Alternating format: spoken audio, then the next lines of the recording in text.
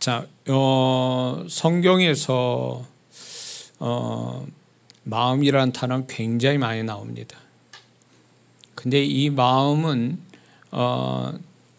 어떤 영역이냐 할 때 성경에서는 사람의 존재를 세 등분으로 나누어서 세 가지 영역이 있는 게 사람이다 이렇게 말합니다. 세 가지 영역이면 그건 뭐냐면 이제 신학적으로 3분설, 2분설 이렇게 얘기해요.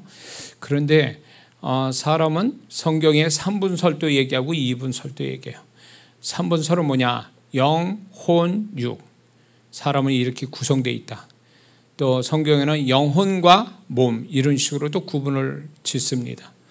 어떤 식이든 간에 좀 더 우리가 이해가 되는 부분은 3분설입니다. 영이 있고 영혼이 죽지 않는 나의 존재, 불멸의 존재, 나의 존재가 영이고, 그 다음에 우리가 흙을 이렇게 육체를 입고 살아가는 데서 우리가 자각하고 있는, 의식하는 어떤 그 마음이라는 영역, 이 혼, 마음, 육신 이런 식으로 표현하거든요. 그 마음이라는 영역과 그 다음에 몸, 육체를 이렇게 세 가지 구분 짓는데, 마음의 영역이라는 건 결국 생각, 감정, 의지 이것을 얘기하는 거거든요.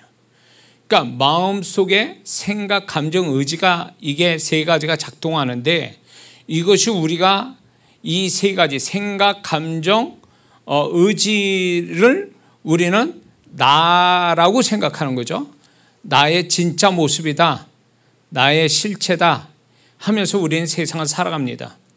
그러나 분명한 것은 우리의 마음만 있는 게 아니라 이 혼 이꼴 마음, 마음 이꼴 육신, 이것만 있는 게 아니라 우리의 살아있는 영이 있지 않습니까? 그러므로 이 마음이란 이 마음, 육신, 이거는 우리가 육체가 생명이 끝나면 이것도 완전히 사라지는 거죠. 이 땅의 모든 것들은. 그리고 불멸의 존재인 영만 하나님 앞에 가서 천국이든 지옥이든 가는 거죠.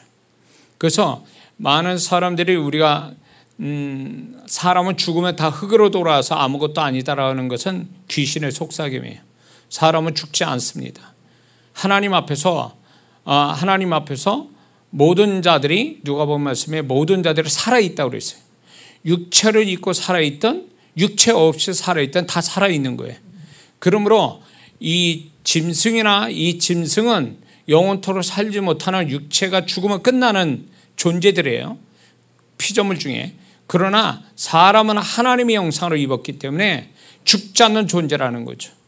그래서 귀신의 속삭임에 속아가지고 많은 사람들이 자기의 생명이 끝나면 자기가 스스로 자기 생명을 없애거나 이런 걸로 인해서 이 한많은 세상, 골치 아픈 세상 끝난다라고 그렇게 해서 나는 이제 아무것도 아닌 존재로 돌아간다고 하고 그렇게 죽지만, 그거는 귀신의 속삭임인 거죠.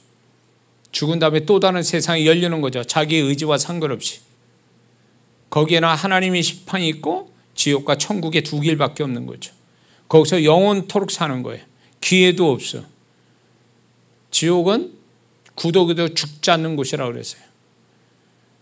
그런 불꽃이 있는 영원한 고통의 장소가 지옥이고, 하나님과 더불어 사는 영원한 천국이 있는데, 우리는 그 천국에 온전히 넉넉하게 들어가는 자가 되기 위해서 하나님의 은혜로 우리는 구원받았고, 이 구원받은 이 구원을 죽는 그 순간까지 잘 지켜서 구원받은 자의 합당한 존재가 돼서 죽은 다음에 천국에 들어가는 것이 인생 성공인 거죠. 그런데 우리가 이 땅에 살아가는 동안에는 영혼 구원받았으나 예수님의 보혈로 성령으로 말미암아 우리는 구원받아 살아있는 영, 구원받은 영이 됐지만 우리의 혼, 다시 말해서 우리의 마음은 거듭나지 못했거든요. 우리의 마음은 거듭나지 못했단 말이에요. 영만큼 거듭나지 못했단 말이에요. 그래서 우리의 마음의 생각, 감정, 의지를 죽을 때까지 우리는 이것을 하나님이 충분히 거하시게 만드는 작업을 하는 게 신앙생활이라는 거죠. 그래서 신앙생활은 결국 우리가 신앙생활, 교회생활, 신앙생활 안의 일부인 교회생활, 이것은 결국 우리가 그런 교회생활, 신앙생활의 행위를 통해서, 영적 행위를 통해서 무엇을 결과적으로 무엇을 얻어야 되냐면, 우리의 마음이 하나님 보시기에 합당하고, 그분 보시기에 축복받을 만하고, 그분 보시기에 우리의 마음이 하나님이 기뻐할 수 있는 마음의 상태, 이거를 우리를 갖자고 지금 신앙생활하는 거고 교회생활하는 것입니다. 그렇기 때문에 우리의 마음이라는 이 영역이, 이게 잘못되면 이제 얘기하겠지만, 이 마음이라는 이 마음에 관한 이 어떤 영역에 대한 기본적인 영적 개념을 좀 더 얘기하자면, 첫 번째는 이 마음이라는 영역은 영과, 위의 영과 마음 밑에 몸 가운데서 연결하는 어떤 다리 역할하는 중요한 영역이라는 거죠. 위로는 영, 아래는 육체, 그 가운데 마음이라는 영역이 있는 거거든요. 이 마음이라는 영역은 다리 역할하는 거예요. 이쪽과 저쪽을 연결하는 다리 역할인데, 그 얘기는 다시 말해서 우리가 이해를 하려면, 이 마음은 영과 육에다가 중요한 역할을 하는 영향력 있는 영역이라는 거예요. 그래서 이런 게 있죠. 구원은 받았는데 사람 마음이나 어떤 그 마음가짐이 형편없다. 세상 사람처럼 마음가짐이 형편없고 성질도 개떡 같아.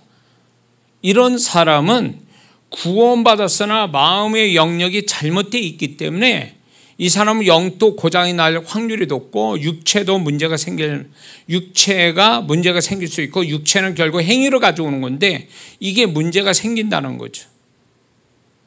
그러면 결국 이 사람은 이 마음의 영역이 잘못되어 있기 때문에 나중에는 심각하게 구원조차도 잃어버리게 되는 어떤 지경까지 갈 수 있다는 겁니다. 그래서 이 마음의 영역이라는 게 엄청 중요한 부분이거든요. 한 예로 마음의 영역이 어느 정도 중요하냐? 마음의 영역이 어느 정도 중요하냐면, 복음을 전했는데 예수 안 믿겠다고 거절하게 되면, 마음으로 거절하게 되면 그 사람 구원 잃어버리는 거예요. 하나님이 예수 그리스도를 2000년 전에 벌써 죽이시고 구원의 문을 여시고 전도자를 보내서 구원시키려고 복음을 전했는데도 이 사람은 그런 하나님의 초청에 대해서 무시하고 나 안 믿습니다 거절하면, 마음으로 거절하면, 아무리 하나님이 좋은 것을 구원을 선물을 주시려 해도 이 사람이 마음으로 거절했기 때문에 구원을 못 받는다는 거예요. 이 정도로 마음이라는 영역은 굉장히 중요한 영역이라는 거죠. 그래서 이 마음이 어떠한가가 자신의 영에도 영향을 미치고 그 사람의 육체에도 영향을 미친다는 거예요.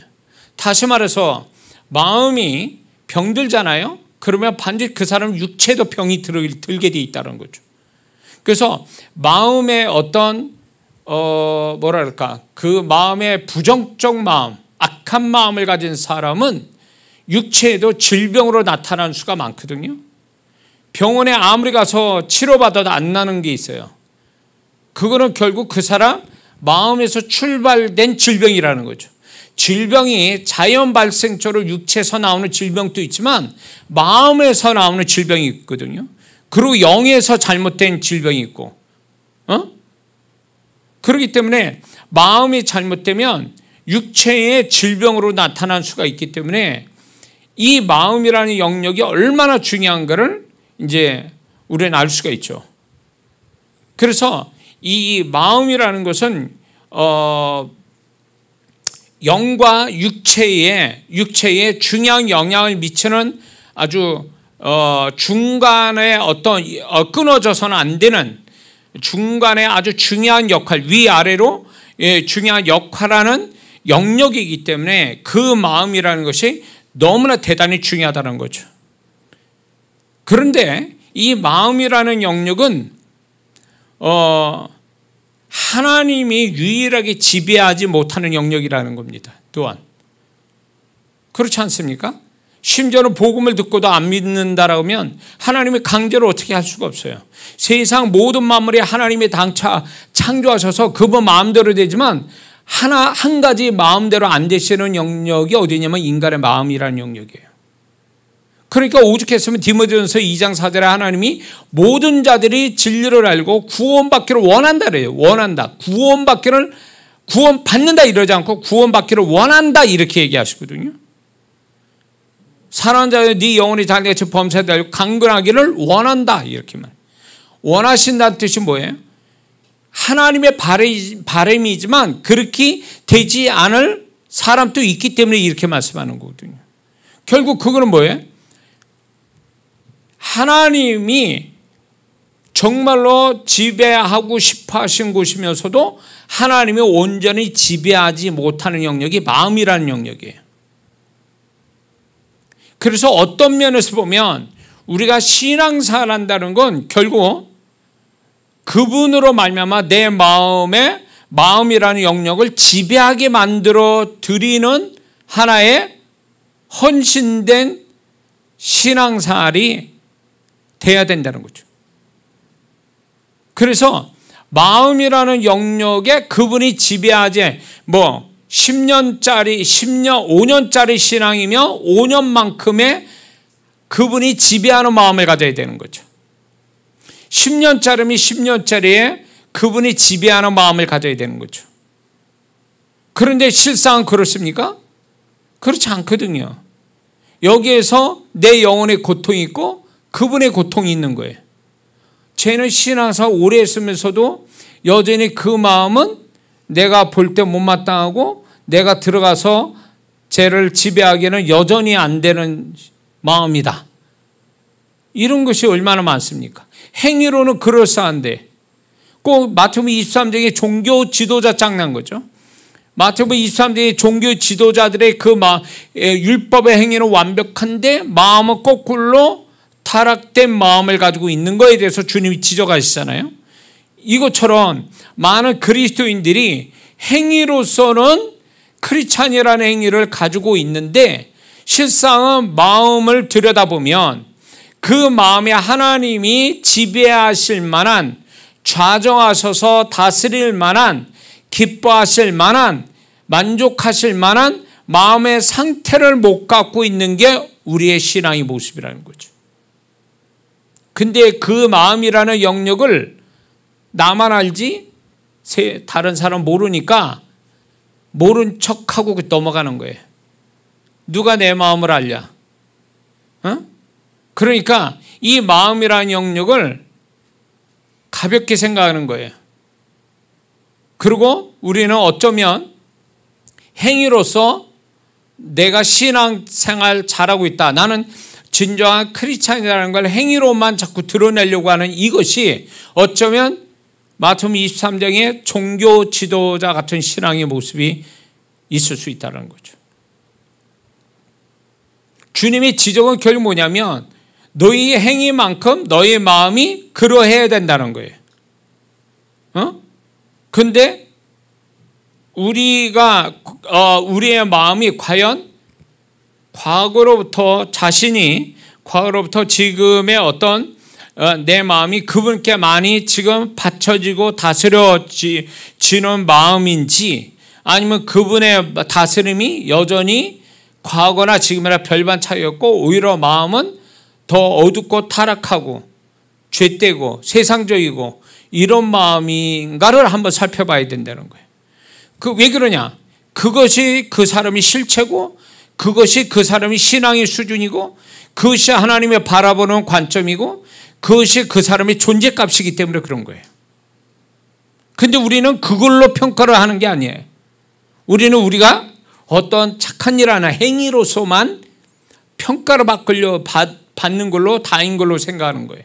그러나 주님의 관점은 그게 아니라는 거죠.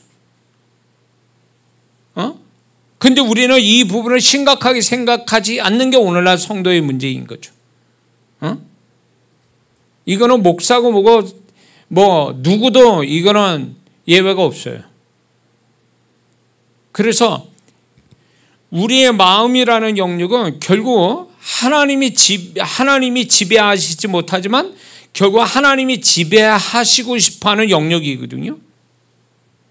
그래서 마음이 하나님께 다스림받는, 지배받는 것이 믿는 자의 최고의 축복입니다. 그게 최고의 존재값을 갖는 거예요. 꼭 얄팍하게 거짓말로 아니면 이기적으로 해서 장자의 직분을 얻은, 장자권을 얻은 야곱이 그리고 또 나름대로 성실하게 살한 20년간의 직장 생활로 얻어진 그 물질적 축복, 이것만 가지고는 자신이 잘 사는 것도 아니고 이게 자기 인생의 축복이 아니라는 걸 약복강에서 알게 되죠. 그러면서 그는 하나님과 씨름하게 되는데, 하나님이 야곱이 뭐라고 얘기합니까? 나를 축복하지 않으면 절대로 보내주지 않는다고 그렇게 하잖아요. 그 얘기 뭐예요? 자신이 간절히 축복받고 싶은 게 있었던 거예요. 그게 꼭 에서 형의 위험 때문에 그것만은 아닐 거라는 거죠. 왜냐하면 하나님이 그를 축복할 때 뭐만 축복했습니까? 이름 바꿔주는 것만 축복했잖아요. 야곱에서 이스라엘로 이름을 바꿔준 그 이름이 결국 아주 가볍게 이름 하나 개명했다는 차원이 아니에요. 그때 당시에는 이름이 바뀌었다는 건 뭘 얘기하냐면 그 사람 존재와 인생이 바뀐다는 얘기거든요. 하나님이 야곱을 이스라엘로 바꿨다는 건 그 사람의 마음과 그 사람의 삶을 바꿔주셨다는 뜻이거든요. 그러니까 이걸 통해서 알 수 있는 거는 하나님이 야곱이 얼마나 자기가 지금까지 살아온 자기 모습에서 변화를 받고 싶어하는 마음이 얼마나 간절했는가를 알 수 있는 거죠. 이스라엘 뜻이 뭡니까? 하나님이 다스린다, 통치한다는 뜻이에요. 그러니까 결국 야곱은 지금까지 자기가 자기 노력과 자기 애씀과 자기의 요령과 자기 거짓말로 살아온 것이 아니라 이제부터는 하나님이 다스리시는 마음이고 삶이 되기를 바라는 거죠. 그것이 하나님은 이미 아셔서 그를 축복한 거죠. 그래서 야곱은 다른 내면을 갖게 되죠. 그 후에 두려움이 아니라 정말로 하나님이 다스리는 마음을 가져서 에서를 보며 두려워하지 않고 주를 보듯 하는, 형을 그렇게 보듯 죽음이 두렵지 않는 어떤 차원이 다른 내면을 가지고 있는데, 그것이 결국 에서 형도 마음을 바꾸는 영향력 있는 어떤 모습을 보이게 되죠. 이게 결국 그의 내면의 변화의 능력이 에서에게도 흘러가고 있었던 거죠. 그처럼 우리가 결국 신앙생활 잘한다라는 얘기는 행위만을 가지고 얘기해서는 안 된다라는 거예요. 행위가 아니라 하나님의 관점에서 우리의 마음이라는 영역이 과연 그분이 어느 정도 나를 다스리고 어느 정도 그분 보시기에 합당한 심령을, 마음을 가지고 있느냐가 그 사람이 신앙이 잘하고 못하고의 차이가 여기서부터 난다는 거죠. 그러니까 내가 하나님 앞에 어떤 존재냐, 내가 하나님 앞에 어떤 신앙을 가졌느냐를 측정하는 기준점은 그 사람의 마음 상태인 거예요. 마음 상태. 그런데 그 사람 마음에 이제 이 마음이라는 영역은 결국 다시 얘기해서 하나님이 지배하지 못하는 영역이고 동시에 또 하나님이 지배하고 싶어하는 영역이다. 그래서 신앙생활 잘한다는 건 결국 하나님의 내 마음을 더 많이 지배하게 하시는, 통치하시게 하는, 다스리게 하시는 그런 것이 신앙생활 잘하는 모습이다. 이해가 되시죠? 그리고 이 마음이라는 기본적 영적 개념은 뭐냐면 육신과 사단과 성령께서 마음이라는 영역을 차지하려고 치열하게 싸우는 현장이라는 거죠. 그래서 우리의 마음의 영역은, 이 마음의 영역은 그 근원이 세 가지가 있다라는 거죠. 내 타락한 육신의 마음이 있고, 사단이 가지고 있는 불행한 마음이 있고, 하나님으로부터 온 마음, 이 세 가지 마음이 치열하게 공존되어 있는 그 현장이 마음이라는 현장이죠. 이거를 우리 자신들이 잘 분별을 해야 된다는 거예요. 그래서 우리의 마음의 영역은 결국 하나님만이 나를 다스리는 영역이 되게 하는 것. 이게 진정으로 분별력 있고 존재값이 높은 자의 모습이라는 거죠. 근데 많은 그리스도인들이 자기의 마음의 이 영역 안에서 자기 육신의 타락한 어떤 마음, 이 육신의 타락한 마음이라고 해서 죄된 마음만 얘기하는 게 아니에요. 그럴싸한 논리적이고 합리적인 마음도 있거든요. 근데 이게 논리적이고 합리적인 이 마음도 하나님 뜻하고 반대되는 논리와 합리적인 게 있거든요. 이게 분별이 돼야 된다는 거예요. 그래서 육신에서 올라온 마음, 사단이 준 마음, 하나님이 주신 마음, 이런 것들이 막 뒤엉켜가지고 이것이 막 치열하게 앞서거니 뒤서거니 어떤 그 영역 차지를 누가 더 많이 하느냐의 싸움 현장이 마음이라는 현장이죠. 여기서 우리는 세 가지의 마음 안에 세 가지가 나를 이렇게 육신, 사단, 하나님, 이 영토가 마음이라는 하나의 영토에 세 가지 영역이 있다 봐야 돼요. 세 가지 영토. 그래서 어느 영토가 더 크느냐에 따라서 그 사람이 존재값이 달라지고 하나님이 바라보시는 관점이 다르시다라는 걸 우리는 알아야 될 줄 믿습니다. 그리고 이 마음이라는 영적 개념은 하나님이 우리 존재를 평가하시는 최초의 중요한 영역이라는 거죠. 하나님이 우리를 평가할 때에 그러니까 첫 번째 평가하는 영역이 어디냐면 마음이라는 영역이에요. 이것이 먼저고 그 다음에 언어 영역, 그 다음에 행위 영역, 이런 걸로 평가를 하시는 거죠. 그러니까 우리의 존재를 평가를 딱 하실 때 1번으로 하는 게 마음 영역이라는 거예요. 근데 우리는 그렇습니까? 사람끼리는 어디서부터 이 사람을 평가합니까? 행위 영역에서부터 평가하잖아요. 거꾸로 돼 있죠. 드러나는 것부터 행위 영역, 언어 영역. 그리고 마음 영역이라는 건 알 수도 없으니까 평가의 대상도 안 되게 하는 거죠. 무조건 결과만 나오면 되는 거니까 세상은. 근데 하나님의 평가 영역은 마음에서 시작돼서 그 사람의 언어와 행위 영역으로 이걸로 평가를 한다는 거죠. 그래서 마음과 언어와 행위 영역의 가장 큰 비중을 차지하는 게 마음 영역이라는 거죠. 그래서 이 신앙생활이라는 건 누구한테 보여주기 위해서 누구한테 칭찬받기 위해서 신앙생활하는 게 아니라 하나님이 보실 때 남들이 알지 못하는 내 마음이라는 영역으로 인정받는 것, 내 마음으로 인하여 내 마음이 그분 앞에서 합당하고 그분이 기뻐하고 이런 모습을 가지려고 신앙생활하는 것, 이게 올바른 신앙생활의 방향이라는 거죠.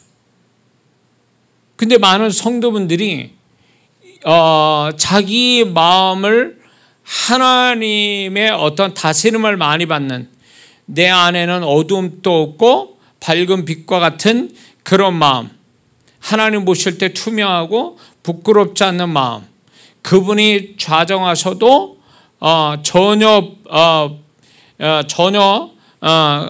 잘못됨이 없는, 뭔가 그 어떤 잘못됨이 없는 그런 마음을 갖기 위해서 우리는 신앙사를 열심히 하는 것이 목적이 되지 행위에 치우쳐서 행위만 가지고 자랑하는 신앙생활은 그 사람은 아직도 멀었다는 거죠. 그래서 이런 게 있습니다. 구약의 신앙은 율법, 하라 하지 말라로 인정을 받거든요. 하지 말라는 걸 안 하고 하라는 걸 함으로 인해서 하나님께 인정받고 축복도 받습니다. 그런데 하나님이 율법을 주신 목적을 분명히 이야기하십니다.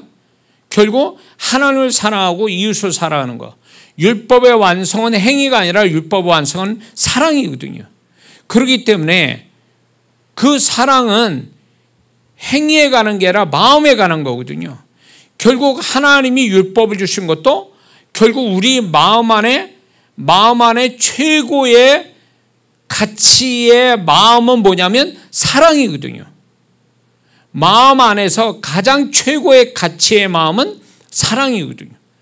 그러니까 하나님은 율법을 통해서 우리에게 사랑의 마음을 부어주시기를 원했던 거죠. 그런데 그때 당시 종교 지도자들은 율법의 완벽한 행위를 통해서 사랑의 마음을 갖는 데 초점을 두지 않고 그게 자기 의가 되고 사람한테 인정받는 걸로 만족했기 때문에 주님이 그들의 행위를 말하기 전에 그 사람들의 마음 상태를 먼저 얘기하셨다는 거죠. 그렇기 때문에 우리가 이걸 굉장히 무섭게 주님의 음성을 들어야 될 게 그분은 행위를 달아보는 게 아니라 마음 상태를 달아보시는 거예요. 살피시는 거죠. 예수님이 마태복음 23장 이 말씀을 하기 직전에는 행위로도 인정받았던 신앙으로 여겼다는 거야. 하나님도 그렇게 보실 거라고. 그런데 예수님의 마태복음 23장에서 그 말씀하심으로 깨진 거야. 이제 분기점이 된 거야. 그걸로. 이제는 행위로 인정받는 신앙은 끝났다. 이렇게 하는 거는 인정 못 받는다. 오히려 책망거리다. 이렇게 얘기하신 거예요. 그때로부터 시작해서 지금까지예요. 그분의 그때 분기점으로 해서 거기서부터 지금까지 주님은 그런 식으로 우리를 보신다는 거예요. 이제 행위 가지고 너는 내 앞에 자랑하지 마라.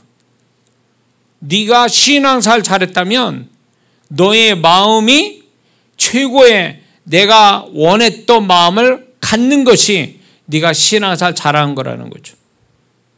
그래서 뭐 이렇게 천국에 갔다 왔다고 하는 사람들 가까다 이제 제가 이제 책도 읽고 이제 유튜브 그런 영상도 보기도 하면 정말 훌륭한 천국에서도 훌륭한 뭐 이렇게 높임을 받는 사람들의 특징이 어떤 큰 일을 해서가 아니라 정말 주님과 뜨겁게 사귐을 갖고 그분으로 충만한 마음을 가지고 세상에 살았던 사람들. 그런 사람이 천국에서 높은 대우를 받더라. 이 얘기예요. 그러니까 그 이야기가 저는 맞다고 보는 거예요. 왜냐? 행위가 아무리 화려하게 이 땅에서 엄청난 하나님 일을 했다 해도 그 마음이 하나님이 바라시는 마음 상태가 아니면 그 큰 일도 하나님께 인정 못 받거든요. 바리새인들은 그랬던 거거든요. 종교 지도자들이. 만약에 거기 가서도 천국 가서 하나님 앞에 큰 일을 하고 크게 상 받는 사람이라면 큰 일 했기 때문에 상 받는 게 아니라 큰 일을 할 만큼의 하나님이 바라는 존재, 하나님이 바라는 마음 상태가 됐기 때문에 큰 일이 인정받은 거죠. 그래서 상을 받는 거예요. 그렇기 때문에 우리는 우리의 마음이 하나님 보실 때에 그래서 여기서 우리가 한 가지 짚고 넘어가야 될 게 신앙 기술자가 되는 게 신앙생활 잘하는 게 아니라는 거죠. 예배 잘 드리고 기도 잘하고 뭐 봉사 잘하고 뭐 말씀 잘 읽고 잘 기억하고 이렇게 신앙의 어떤 중요한 행위에 전문가가 되는 거 기술자가 되는 게 신앙생활 잘하는 게 아니라는 거예요.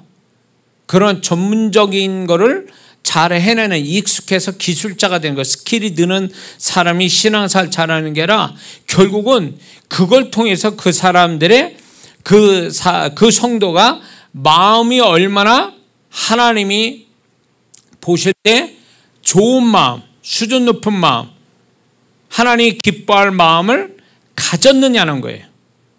그것이 중요하다는 거예요. 그게 어떤 마음 상태를 가졌냐가 중요한 거예요.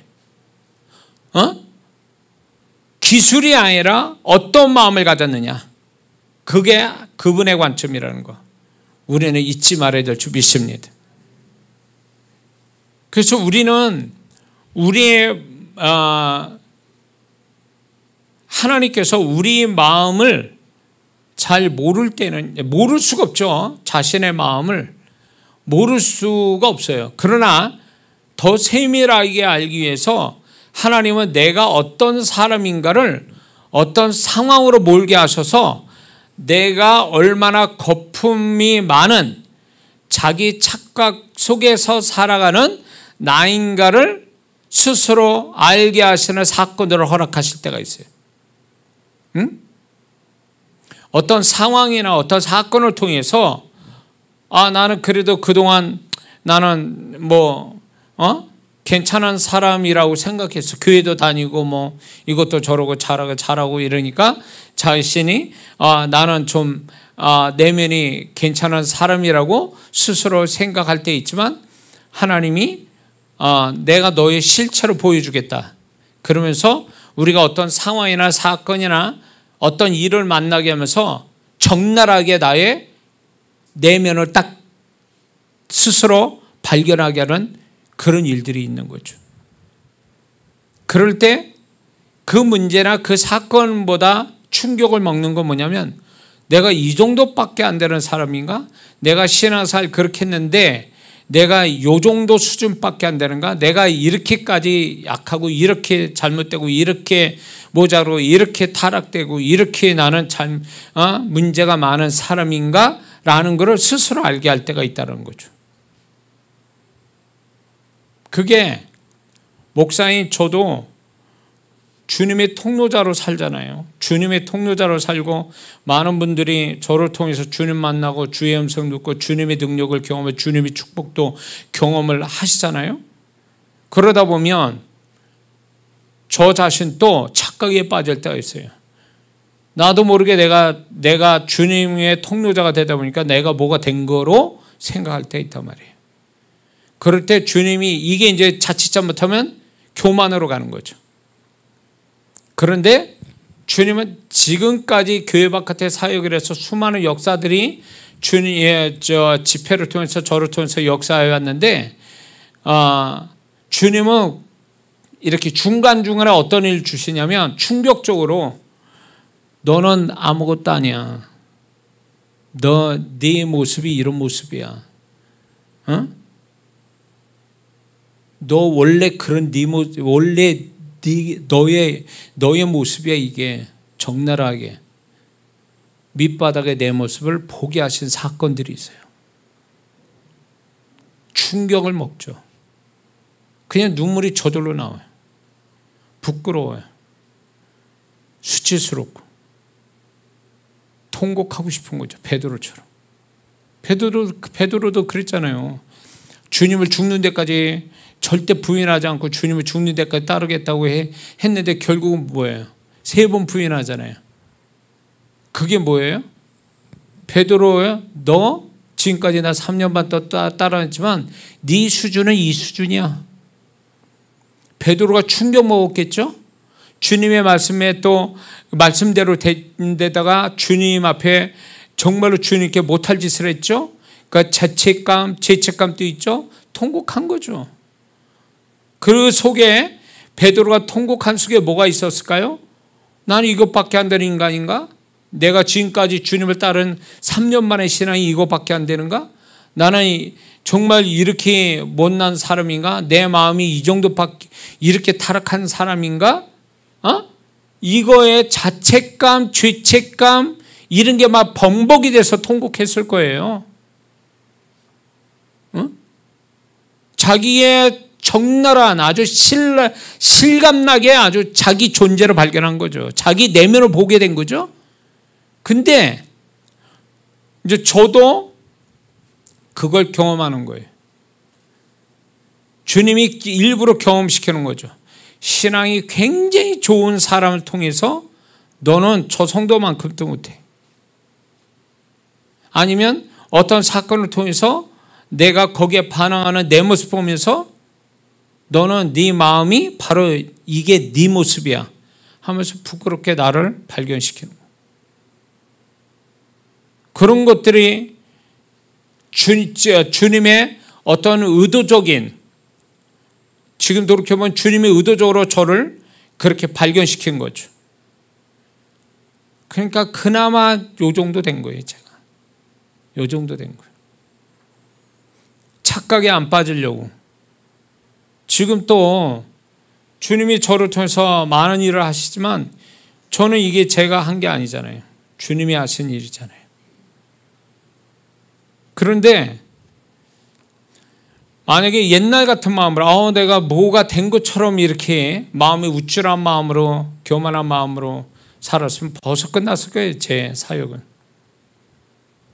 근데 주님은 이게 있어요. 아무리 능력이 내가 그분의 큰 통로자가 되고 어쩌고 저쩌고 해도 내가 내 존재값이 안 되면 결국 주님은 폐기 처분합니다. 버린단 말이에요. 바울도 그래서 두려워했던 거예요. 내가 남에게 전파된 후에 내가 버림당할까 두렵다. 뭐 때문에 버려질 것 같아요? 바울이 두렵다라고 하는 말이 행위 때문에 그런 게 아니에요. 바울은 자기가 어떤 타락된 내면, 신앙 때문에 버림을 받지는 않는다는 거죠. 신앙 때문이 아니라 바울은 자기의 내면이 타락된 내면, 다시 말해서 타락된 마음, 이 마음이 갖게 돼서 주님으로부터 버림당할까 두려운 거예요. 존재값이 떨어지는. 그분이 볼 때 내 마음이 형편없을 때 나를 버리실까 두렵다라는 거죠. 응? 그래서 우리는 우리의 마음 상태가 어떠한가를 살피는 건 대단히 중요한 일입니다. 신앙의 궁극적인 목표는 내 심령이 하나님 앞에 행위 이상으로의 좋은 상태의 마음을 갖는 것. 그 좋은 상태의 끄트머리가 뭐예요? 최고가 그분이 나를 다스리는 거예요. 내 안에는 세상도 죄악도 없고 오직 그분만 나를 다스리는 마음으로 충만한 상태. 그분의 말씀만 있고 그분의 마음만 있고 그분의 임재만 있는 상태의 마음. 이 마음을 죽을 때까지 유지하고 가는 거. 이게 최고의 어려우면서도 잘 복원하기도 어려울 뿐만 아니라 이걸 유지하고 가는 것이 신앙생활이라는 거죠.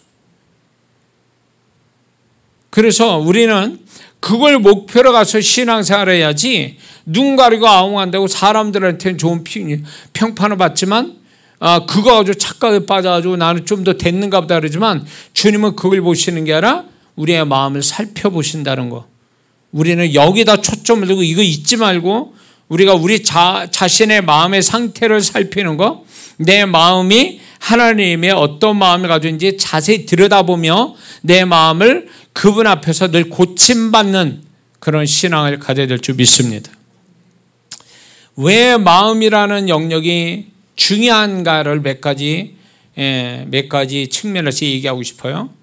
그거는 첫 번째는 구원에 관해서 마음 영역이라는 게 굉장히 중요하다는 것을 우리는 다 알고 있습니다. 로마서 10장 9절 10절을 보면 네가 만일 내 입으로 예수를 주로 시인하면 또 하나님께서 그를 죽은 자 가운데 살리신 것을 내 마음에 믿으면 구원을 얻으리니 사람이 마음으로 믿어 의에 이르고 입으로 시인하여 구원에 이르느니라. 그러니까 마음이 허락지 않는다면 구원도 못 받는다는 얘기예요. 그러니까 영이 구원받고 싶어도 마음이 허락을 해야, 마음이 그거를 받아들여야 내 영의 소원대로 구원받는 건데 내 마음에 허락하지 않으면 구원도 못 받는다는 거죠. 그 정도로 이 구원이라는 어마어마한 하나님의 축복도 결국 마음이라는 영역을 통과하지 못하면 구원은 그림의 떡이 되고 마는 거죠. 네 마음에 믿으면 구원을 얻으리니 사람이 마음으로 믿어 의에 이르고 마음으로. 그러니까 이 구원, 이 어마어마한 세상의 가장 큰 축복, 이 구원이라는 것도 결국 마음이 허락돼야 가능한 일이다. 그거를 결국 말해서 하나님도 이겨먹는 영역이 마음이라는 거죠. 그래서 이 마음이라는 영역이 하나님도 어떻게 할 수 없는 거예요. 저 사람이 아니 안 믿습니다 이러면 하나님이 그 사람을 구원하려고 머리 위에까지 와도 그 사람이 아니라 그러면 이거는 뭐 소나기에 소나기도 비껴가는 뚜껑 닫힌 장독대 같은 거죠. 그래서 제가 이 집회를 하는 가운데서도 성령께서 강하게 역사하고 하나님의 역사를 보게 하기 위해서 계속 말씀으로 설득하거든요. 주님이 주시는 말씀 가지고 자꾸 설득을 해요. 처음 이렇게 집회하는 교회 가면 저를 잘 모르잖아요. 근데 이제 이 성도들을 하나님의 기적을 보게 하고 성령의 역사와 성령의 불이 임하도록 하기 위해서 생판 모르는 사람들을 처음에 나와 같이 맞닥뜨렸는데 처음부터 할렐루야 하고 이렇게 하지는 않거든요. 우리 한국 사람은 되게 폐쇄적이잖아요. 이게 반응을 안 해주거든요. 그럴 때 이제 제가 어떤 사람인가를 얘기하고 제 간증을 얘기하기도 하고 아니면 하나님이 여기서 어떻게 역사하는지를 아주 충격적인 사역을 처음부터 막 하거든요. 하나님만 알고 계시는 거. 그 사람 심령에, 그 사람 과거에, 그 사람 지금 뭐 하고 있는지 이거를 자꾸 얘기해서 사역을 막 이렇게 해줄 때 놀라는 거죠. 저 사람이 하나님이 세웠구나, 하나님이 보냈구나 이런 거를 인식하게 하고 그 다음에 이제 주님의 음성을 막 얘기하는 거죠. 저 사람이 하나님의 음성을 얘기하는구나. 그 마음을 딱 열 때에 이 사람들이 비로소 그때부터 성령이 임재하시고 그때로부터 나와서 손을 얹으면 역사가 일어나고. 그러니까 이게 뭐냐면 아무리 하나님이 그 사람들을 축복하려고 나를 보냈어도 마음을 딱 닫아놓고 이렇게 눈 감고 있으면요 아무 역사도 안 일어나요. 아무 역사도. 그러니까 제가 사역하면서 제일 어려운 게 뭔지 아세요? 마음을 딱 닫아놓고 있는 사람들. 어떻게 왜 그 집회에 왜 왔는지 모를 지경이에요. 안 오면 모르겠는데 와가지고 아예 눈 감고 있고 마음을 딱 닫아놓고 있는 사람들은 얼마나 많은지 몰라요. 근데 나는 이제 하나님의 명을 받아서 갔으니 그 영혼들을 축복해주기 위해서 갔는데 딱 상태가 다 현관문을 닫아놓고 있는 사람들이에요. 집에. 그러니 그걸 어떻게 해? 그러니까 설득하는 수밖에 없어요. 그 여러 가지 방법들을 막 쓰는 거지. 그렇게 해서 마음을 딱 여니까 그때부터 하나님이 역사하기 시작해요. 이것만큼 그래서 마음을 연다 닫는다 이게 얼마나 중요한 문제인지 몰라요. 아무리 그 사람의 영을 축복하려고 해도 마음이 허락지 않으면 임재가 성령께서 임하시는데 그 사람 머리 위에만 있어요. 그 사람한테 임하지를 못해요. 왜? 이 사람이 마음에 딱 닫아놓고 받아들이지 않으니까 성령의 임재가 머리 위에 딱 와 있는데도 더 이상 역사하지 않아요. 이런 게 한두 번이 아니에요. 영안을 열은 제가 주님의 은혜로 영안을 열어서 보니까 그런 거예요. 보니까. 심지어는 마음을 안 열고 딴 생각 딱 하는 순간에 성령의 임재는 사라지고 마는 경우도 허다하게 많아요. 어떤 사람은 말씀을 듣고 말씀대로 역사가 오는데 같은 현장에 앉았는데 어떤 사람 말씀 듣기 싫으니까 눈 감고 졸고 있어요. 그 사람만 건너뛰는 거예요. 왜 그럴까요? 마음이 이미 닫아놓은 거예요.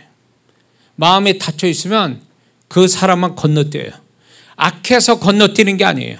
하나님이 임재하신 현장에서는 악하고 선한 사람이 중요치 않아요. 그분은 선한 사람이다 악한 사람이다 공평하게 대하시는데 중요한 거는 그 하나님에 대하여 마음을 열고 있느냐 열지 않고 있느냐 차이예요. 그러니까 제가 집회를 수만 교회 많은 교회를 이렇게 다니면서 국내 해외를 다니면서 성도분들이 이렇게 처음부터 제가 유명한 목사도 아니잖아요. 처음부터 마음 열고 하는 사람 없어요. 100명 안 되면요 5명에서 10명만 긍정적이고 나머지는 다 관망하는 타대를 갖고 있어요. 이렇게 조금만 틀려봐라 그냥 튀어나갈 거니까는 뭐 이런 식이에요. 이런 식으로 있는 성도들을 향해서 3박 4일을 하는 거예요. 집회를. 그러니까 이분들이 마음을 열지 않으면 저는 맨날 헛소리 하는 거고 맨날 이 사람들 손을 얹어봐야 아무 소용이 없어. 손만 아플 뿐이고. 그러니까 이게 마음을 연다는 게 얼마나 중요한 문제인지 몰라요. 저는 이거를 일찍이 알았거든요. 그래서 옛날에 부흥사분들이 왜 저렇게 쇼를 하나 원맨 쇼를 하나 강단에서 그렇게 했는데 지금 생각하면 어린 마음에 부흥사분들이 저 원맨 쇼 하는 것도 아니고 저 뭐 하는 거야. 네, 그랬거든요. 유치하게 수준 떨어지게. 근데 그때 당시에 나이 드신 분들은 다 이제 그 수준이니까 부흥 목사님들이 반연예인 돼가지고 막 그렇게 하는 거예요. 근데 어떤 면에서 하고 싶어서 하겠습니까? 마음을 열게 하려고 그런 거거든. 마음을 열게. 마음 열고 말씀 은혜 받고 기도해 주면 역사 오고 그 시작이 뭐냐면 마음을 열게 해주는 거거든. 그 마음을 열기 위해서 여러 가지 방법을 이제 부흥사분들이 만들어낸 거죠. 저는 저대로 이제 이렇게 하는데 그러니까 마음을 연다라는 게 얼마나 중요한 문제인지 몰라요. 얼마나 중요한 문제인지. 그래서 하여튼 구원조차도 마음을 열어야 구원을 받는다. 마음을 안 열면 구원도 못 받는다 이런 거죠. 그 정도로 이 마음이라는 영역은 너무너무 중요한 영역이다. 뿐만 아니라 이 마음이 왜 중요하냐면 사단과의 관계에서 이 마음의 영역이 굉장히 중요합니다. 왜 그러냐면 마음 안에 사단이 역사할 수 있기 때문에 그래요. 아까 얘기했죠. 마음이라는 것은 세 가지 마음이 부딪혀서 치열하게 역사하는 사단이 마음 안에서 역사를 하는데 요한복음 13장 2절을 보면 마귀가 벌써 시몬의 아들 가룟 유다의 마음에 예수를 팔려는 생각을 넣었더니 분명하죠. 이 가룟 유다가 이미 이제 이게 이제 그 공금 빼먹는 맛에 이르고 있다가 이제 그게 마음이 사단이 들어갈 구멍을 만들어 놓은 거죠. 그래가지고 나중에는 극기하나 예수 팔려는 생각을 넣어줬다. 그 생각을 넣어준 거를 가룟 유다는 받아들인 거죠. 자기 생각처럼. 그러다가 망한 자가 된 거죠. 사단의 도구가 된 거죠. 그러니까 우리의 마음의 생각이 어디서 왔느냐를 구별하는 것 대단히 중요한 얘기입니다. 많은 사람이 이게 자기 육신의 생각인지 마귀의 생각인지 구분을 못해가지고 그것조차 행하다가 망한 자들 한 줄입니까? 그러니까 우리의 마음이 왜 중요하냐? 사단이 역사할 수 있는 어떤 현장이 되기 때문에 그렇습니다. 고린도후서 4장 4절을 보면 그중에 이 세상 신이 믿지 아니하는 자들의 마음을 혼미케 하여 마음을 혼미케 한다는 거예요. 그러니까 이게 제가 사역하는 중에 아주 단골처럼 사역하는 귀신이 있는데 그게 뭐냐면 혼미의 영이에요. 신앙생활 이상하게 하는 사람들. 이런 사람들은 잘 이해도 못하고 깨닫지도 못하고 또 지 멋대로 하고 그런 사람들 속에는 분명 혼미의 영이 들어가 있어요. 혼미의 영. 혼미의 영이 역사하는 이런 이 영은 귀신이에요. 이 사람이 뭐 IQ가 모자라서 태생적으로 IQ가 모자라서 이런 사람들이 있어요. 정신적으로. 그런데 그런 사람은 많지 않아요. 대부분 이 혼미의 영이 역사해서 그 사람을 망치는 거예요. 근데 이 혼미의 영이 정말로 박사학위 받고 명문대 나오고 그런 영혼들의 얼마나 많은지 몰라요. 공부한 분야는 엄청 똑똑한데 나머지는 혼미, 말씀도 잘 이해 못해. 그리고 신앙생활 그렇게 했으면서도 하나님 뜻도 모르고 뭐가 뭔지도 몰라. 이게 혼미한 거예요. 그 귀신이 들어가 있는 거예요. 그러니까 이게 단골이에요. 악한 영들이. 그러니까 본인도 몰라. 혼미의 영이 들어가 있으면 이 사람은 자기가 혼미해서 손해보고 있다, 잘못되고 있다 이런 것조차도 감지를 못하니까 다른 사람이 영분별이 강한 사람이 그걸 얘기해 줘야 비로소 하는 거예요. 그래서 저는 저 사역을, 영혼들을 사역하기 전에 저를 위해서 먼저 사역하거든요. 저 자신은. 그중에 뭐라냐면 꼭 혼미의 영을 불러요. 왜냐하면 내가 혼미해서는 영혼들을 축복할 수가 없거든. 그러니까 내가 먼저 깨끗해야, 내가 걸리는 게 없어야 영혼들을 축복하지, 내가 뭐 이것저것 다 들러붙고 막 영들이 귀신이 역사하고 있는 데서 무슨 사역이 됩니까? 그러니까 저는 저 나름대로 준비를 하고 있죠. 충분히 준비하죠. 근데 많은 영혼들이 신앙생활 잘한다고 하는 사람들 속에서도 혼명이 강하게 역사해서 손해를 엄청 보는 성도들 많습니다. 갈 바를 모르고. 이거는 분명히 그 정도 신앙이면 이 사람이 예를 들면 대학교 다니는 학생 수준인데 이건 도대체 초등학교 더하기 뺄셈도 모르는 성도예요. 이거 혼미해서 그래 이게. 사람이 충분히 대학교 수준으로 지식이 있어야 될 사람이 이제 중학교 인수분해도 모르는 이런 수준이 되어버리면 이건 혼미해서 그런 거예요. 이게 너무너무 기가 막힌 거죠. 근데 본인은 몰라. 사역을 해야 돼. 그거는 강제로 뜯어내야 돼. 뜯어내야 정신을 차린다고. 뜯어내야. 뜯어내야. 그래서 여러분들이 기도할 때 죽기를 밥 먹듯이 해야 돼요.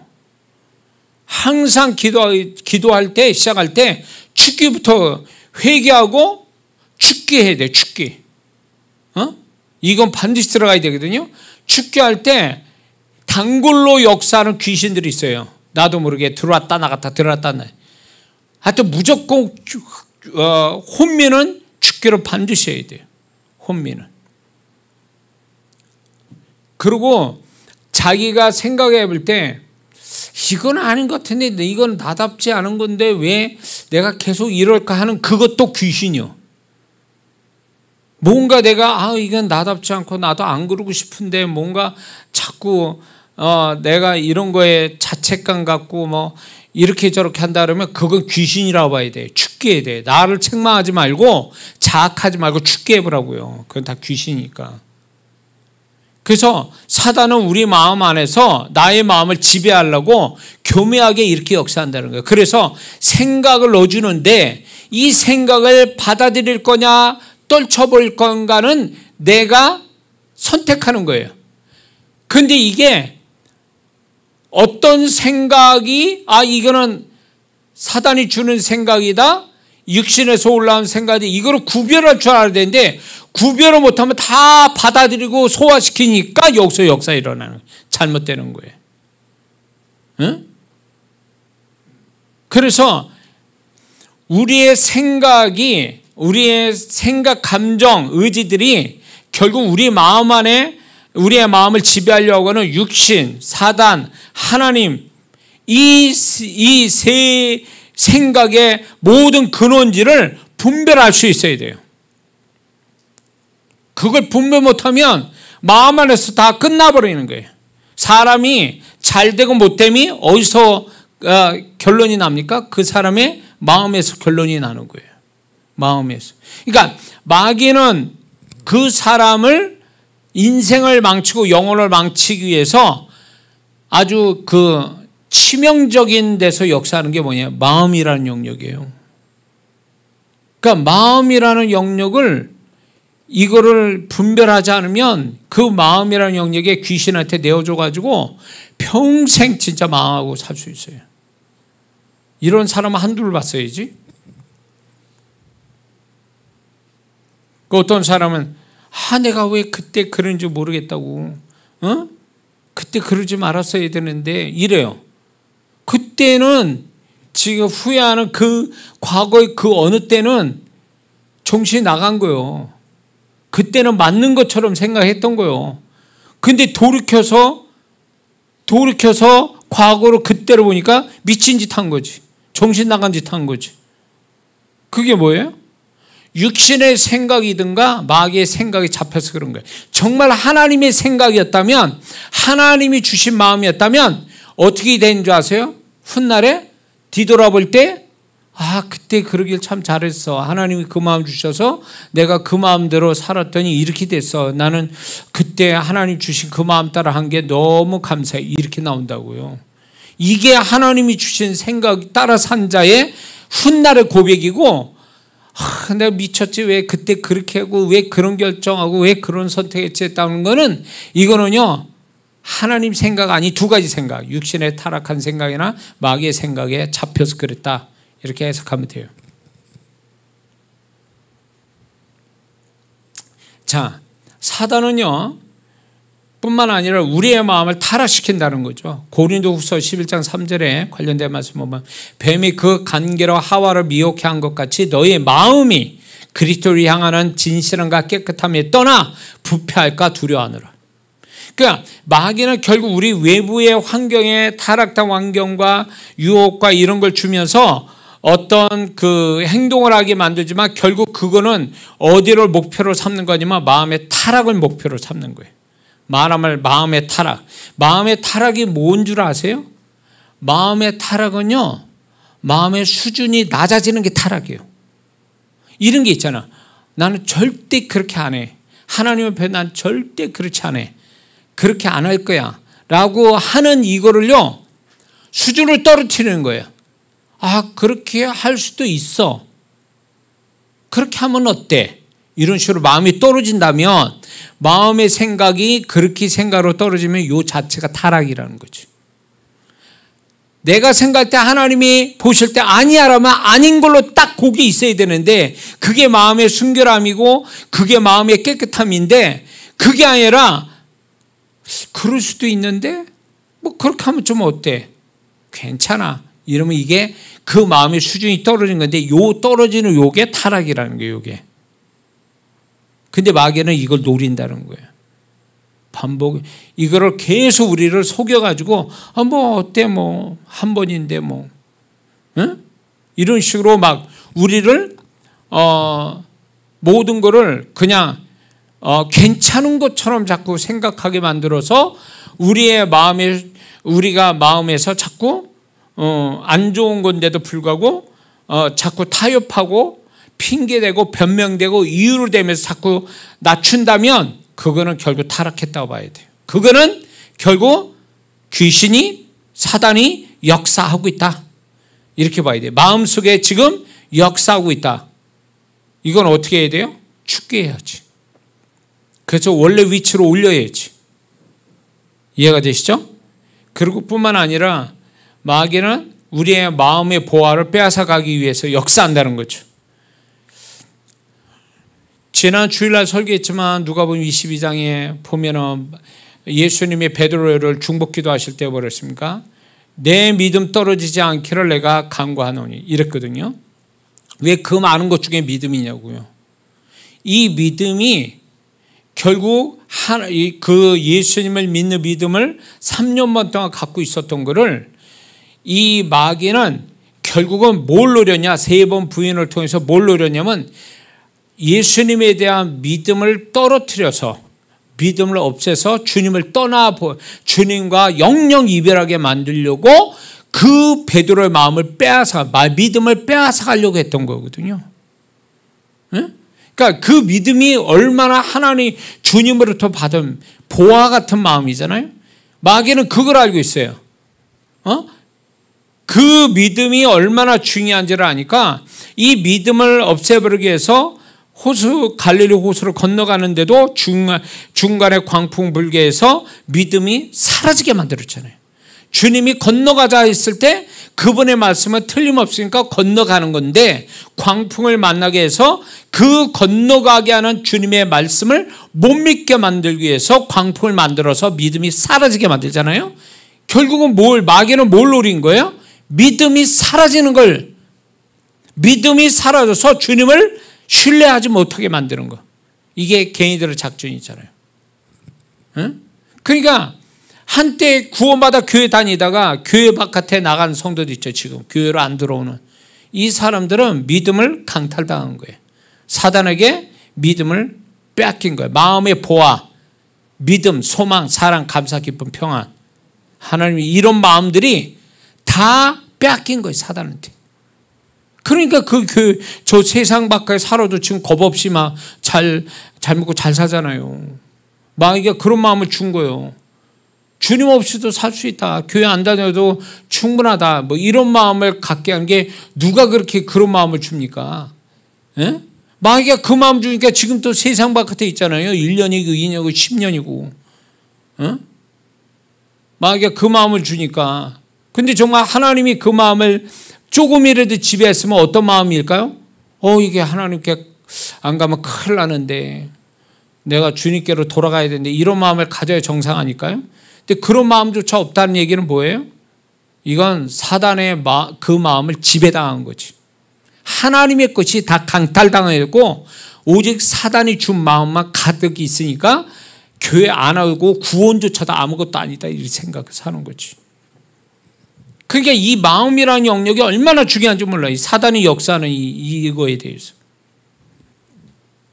자, 우리의 마음의 영역에서 주님과의 관계 속에서 마음 영역이 얼마나 중요한지에 대해서 좀 얘기를 좀 하려고 합니다. 주님이 이거에 대한 계시적인 어떤 사건 두 가지로 좀 얘기하고 싶어요. 첫째는 예수님이 예루살렘에 입성했을 때 처음 하신 일 뭐예요? 성전을 청소하신 거죠. 강제로. 성전 안에 더러운 것도 막 돈 바꾸는 자, 이런 자들을 다 물리쳤잖아요. 다 상으로 뒤엎고. 이게 뭘까요? 성전을 성전답지 못하게 만드는 것을 뒤엎어버렸다는 건 뭘 얘기하는 거예요?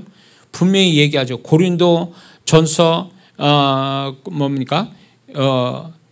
고린도 전서 3장 16절 너희가 하나님의 성전인 것과 하나님의 성령이 너희 안에 거하신 걸, 우리가 하나님의 성전이다. 결국 성전을 청소로 깨끗이 했다는 건 그 성전 안에 하나님의 교통과 하나님을 향한 음성과 하나님 임재로 가득 찰 그 성전이 세상 것과 더러운 것들을 가득 찬 것에 대해서 주님 분노하시고 내쫓았다는 것은, 이거는 우리 마음의 마음 청소를 계시하는 거예요. 우리의 마음 청소를 계시하는 거거든.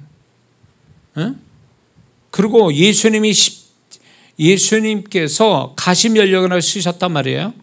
그 가시면류관 쓰시면서 흘리신 보혈이 있어요. 왜 여러분들 보셨습니까? 그 이스라엘의 가시면류관, 가시나무 보면은 이 가시가 보통 4-5cm 돼요. 엄청 크더라고요. 그러니 그런 거를 말아가지고 머리에 씌웠다는 거는 이게 살짝 얹힌 게 아니라 완전히 막 꾹꾹 눌러가지고 머리에 피가 나게 만드신 거죠. 그 얘기는 뭐예요? 주님은 우리에게 보혈을 흘려주실 때 여러 군데 보혈을 흘려주셨죠.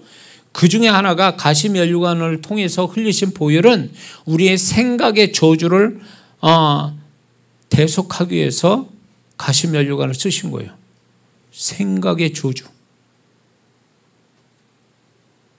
뿐만 아니라 그분이 골고다 언덕이 뭐예요? 골고다가 뭐예요?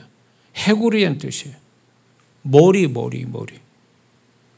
거기에 십자가를 지셨다는 거예요. 의미가 있지 않습니까?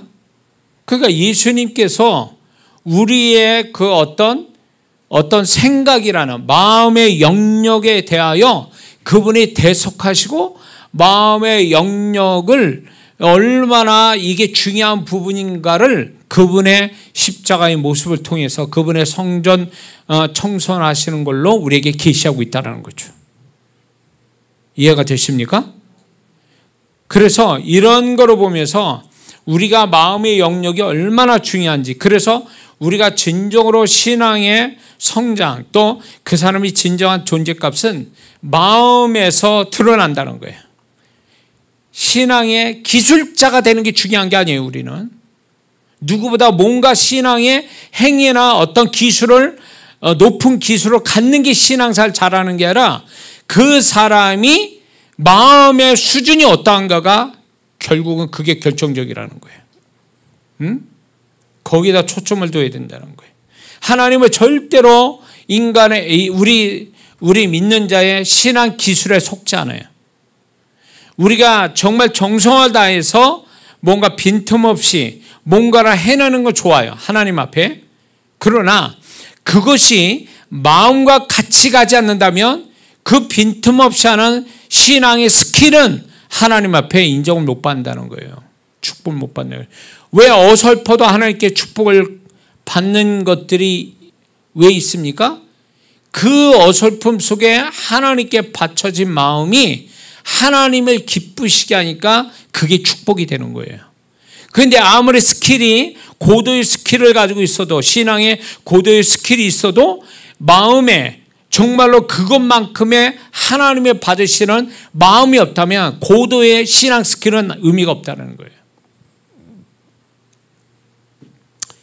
자, 그래서 우리가 알아야 될 게 뭐냐면 주님과의 관계 속에서 주님이 우리를 판단하시는 기준이 뭐냐? 행위도 아니요, 어떤 신앙의 스킬도 아니요, 그분은 우리의 마음을 기준 삼는다는 거죠. 이해가 되십니까? 우리의 마음을 기준 삼고 우리를 판단하시는데, 포도원 품꾼, 마태복음 20장에 보면 포도원 품꾼의 비유가 나옵니다. 그래서 마지막 1시간만 일한 사람에게도 하루치 한 데나리온을 주는 비유를 말씀하죠. 12시간 일한 사람보다 똑같이 품삯을 주는 것에 대해서, 이거는 결국 뭐냐면 무엇보다도 12시간씩 일하면서도 불평하고 하는, 받을만하다 하는 이 교만한 마음을 가진 자보다도 1시간의 고마움을 가지고 주인을 위해서 일한 이 사람이 더 가치가 있다, 이런 뜻이겠죠. 그거는 결국 마음이 얼마나 중요한 부분을 차지하는가를 얘기해 주고 있는 거죠. 12시간 일한 게 중요한 게 아니라 어떤 마음 가지고 일을 했느냐가 중요한 거예요. 일의 양이 중요한 게 아니라 일을 하는 태도가, 마음의 태도가 결정적이라는 것을 여기서 주님의 비유 속에서 말씀하고 있는 거죠. 막달라 마리아가 예수님이 죽으신 다음에 시신의 향품을 바르기 위해서 끝까지 헌신하죠. 이런 사람이 어디 있어요? 12제자도 그렇게 안 했는데, 11제자도 그렇게 안 했는데, 그런데 이 막달라 마리아는 그렇게 했던 거죠. 끝까지 헌신하기 위해서 죽은 시신에도 향품 바르기 위해서 갔지만 부활하신 주님을 만났는데, 이 여자가 최초로 부활하신 주님의 영광을 보잖아요. 막달라 마리아가. 왜 그랬을까요? 12제자도 아니고 왜 이 막달라 마리아에게 부활의 첫 모습을 보여주셨을까요? 저는 이게 의미심장하다는 거예요. 이 막달라 마리아는 마지막 순간까지 주님을 사랑했고 주님을 위해서 최선을 다해서 헌신하는 그 마음에 주님은 영광을 주신 거예요. 이게 대단히 중요한 얘기예요. 우리가 신앙을 자꾸 구약식으로 돌아간단 말이에요. 행위가 그러면 다 되는 줄 알고 있어요. 그러나 신약을 보세요. 신약을 보면 마음을 얼마나 중요시 여깁니까? 마음을 가진 자, 주를 향해서 마음을 가진 자, 주를 향해서 그 마음을 가지고 달려오는 자, 마음을 가지고 행하는 자, 이걸 얼마나 주님이 중요시 여기는지를 우리는 알아야 되거든요. 그러니까 주님이 우리를 판단할 때 행위로 보는 게 아니라 마음을 먼저 보신다는 것에 대하여 우리는 이거를 깊이 알아야 될 줄 믿습니다. 뿐만 아니라 마음이 온전할 때 주님의 기적이 나타난다는 것입니다. 마태복음 21장 20절을 보면 예수께 대답하여 가라사대 내가 진실로 진실로 너에게 이르노니 만일 너희가 믿음이 있고 의심치 아니하면 이 무화과 나무에서 이렇게 된 이런 일만 할 뿐만 아니라 이 산더러 바다에 던주라 하여도 될 것이요 너희가 기도할 때 무엇이든 믿고 구하는 것을 다 받으라. 믿고 마음에 의심치 않고, 이게 뭐예요? 마음에 관한 얘기죠. 그러니까 그런 어떤 우리가 어떤 마음을 가지고 있느냐가 기적을 보기도 하고 못 보기도 한다는 거예요. 예수님 당시에 많은 사람들이 예수님 따라다녔잖아요. 왜 그 사람들 기적을 못 봤을까요? 왜 소수의 사람만 기적을 볼까요? 왜 혈루증 여인만 기적을 봤을까요? 뭐의 문제일까요? 믿음의 문제죠. 마음의 문제잖아요. 다른 사람은 호기심에 빵 한 조각 얻어먹기 위해서 마음이 정말 주님이 찾고자 하는 마음이 아니고 기적을 보는 마음이 아니었단 말이에요. 그러니까 주님을 아무리 만지고 그분의 음성을 듣고 어쩌고 그래도 역사는 안 왔어요. 그러나 그 마음이 주를 향한 간절한 마음이 있는 사람은 기적을 봤다라는 거죠. 그러니까 이 마음이 얼마나 중요한 거예요. 우리의 마음 상태라는 게.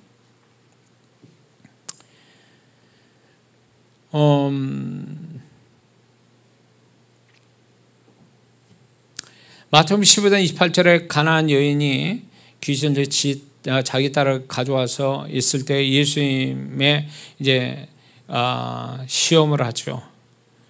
그럴 때 예수께 마지막에 이제 개도 상에서 떨어지는 붓으로 먹는다. 주인의 상에서 떨어지는 붓으로 먹는다. 그러니까 예수께 대답하여 가실 때 여자야 네 믿음이 크도다. 네 소원대로 되리라.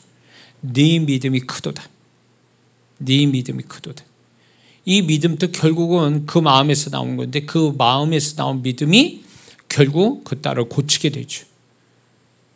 그러니까 예수님 당시에는 기적을 본 사람과 그렇지 않은 자는 분명한 차이가 있는데 그거는 행동의 차이가 아니라 마음의 차이였다라는 거죠. 오늘날에도 마찬가지예요. 오늘날에도 하나님의 역사를 보는 자도 있냐.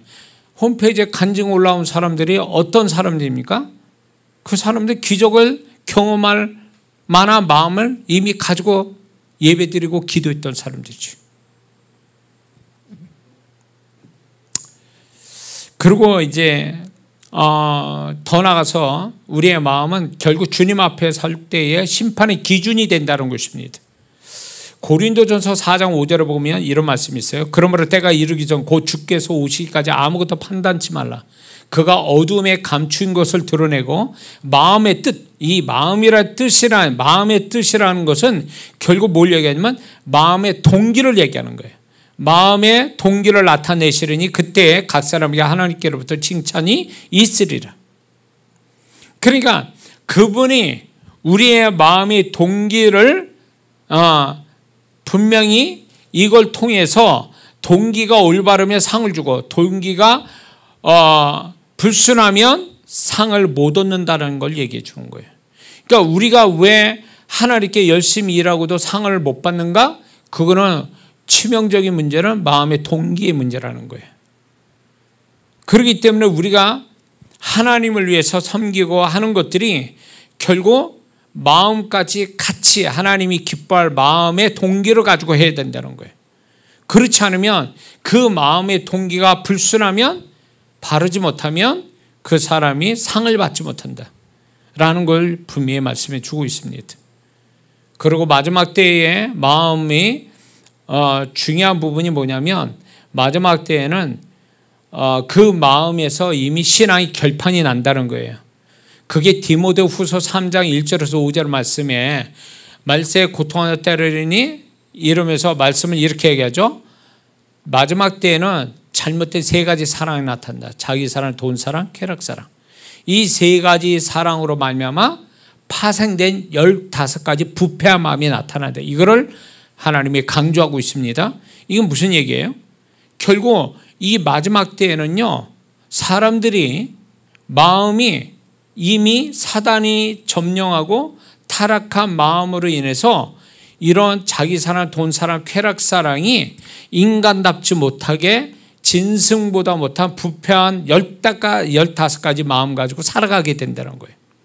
그러니까 마지막 때 신앙은 행위로 결론이 나는 게 아니라 그 마음에서 결론이 난다는 거죠.